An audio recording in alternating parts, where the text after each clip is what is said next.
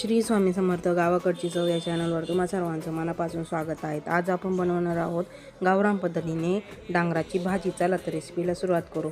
मी इथे भाजलेले शेंगदाणे, हिरवी मिरची, लसूण घेतली आहेत। या सर्वाचा आपल्याला एक मसाला तयार करायचा आहे।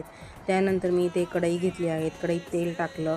तेल चांगलं तापल्यानंतर बारीक चिरलेला लसूण आणि जिरं टाकलं। त्यानंतर तयार केलेला मसाला टाकला। चांगल्या प्रकारे परतून घेऊन यात बारीक चिरलेलं डांगर टाकलं। त्यानंतर चवीनुसार मीठ टाकून चांगल्या प्रकारे सर्व जिन्नस एकत्र केले।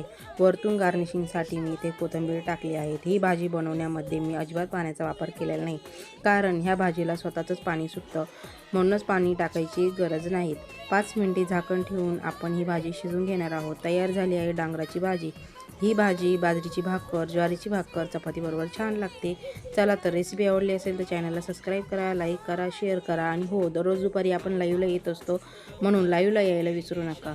भेटूया पुढच्या नवीन व्हिडिओसोबत। व्हिडिओ बघितल्याबद्दल धन्यवाद।